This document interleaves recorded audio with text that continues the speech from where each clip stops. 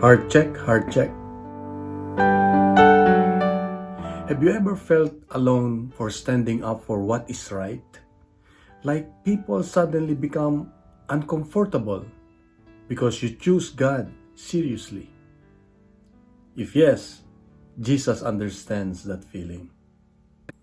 In today's gospel, Jesus Christ tells his disciples, "The advocate, the Holy Spirit will testify to me."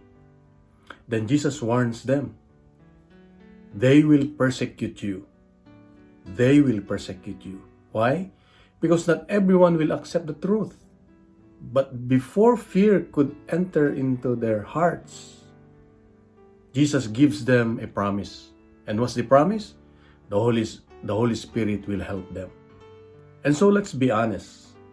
Sometimes being faithful to God can feel exhausting, kakapagod, nakakapanghina. You try to stay honest, avoiding gossip, live clean, choose forgiveness, but instead of being appreciated, minsan ikaw pa ang napapasama. And people may call you, "Oh, too religious. He's boring. He's different." And honestly, sometimes you begin questioning, is it even worth it? Kailangan ko bang ipagpatuloy itong ginagawa ko na lumapit sa Diyos? Mukhang napapasama pa ako. But Jesus never said following Him would be comfortable. But He did say, you will never face it alone. Hindi ka mag-isa. Because the Holy Spirit is not just a church idea. Holy Spirit is your strength when tired, your wisdom when confused, your courage when afraid. And that's the Holy Spirit. My suggestion, based from my experience, number one, stay faithful even when it feels lonely. Doing the right thing may cause comfort, but it protects your soul. Another thing is ask the Holy Spirit for help daily. Tawagin mo ang Banal Espiritu Santo. Kasama natin. Nasa puso natin. Before reacting, before deciding or giving up, pause and pray and say, "Holy Spirit, guide me. Holy Spirit, guide me." Simple but powerful. So sometimes the pressure of the world can slowly silence our faith. Not because we stop believing, but because we got tired of standing alone.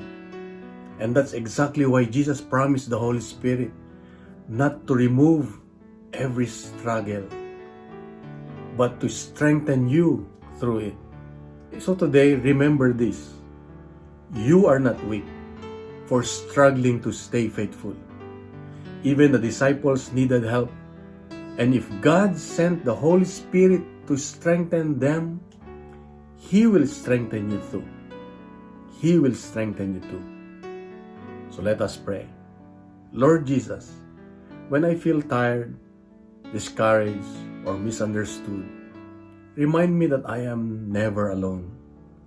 Holy Spirit, give me the courage to stay faithful even when it is difficult.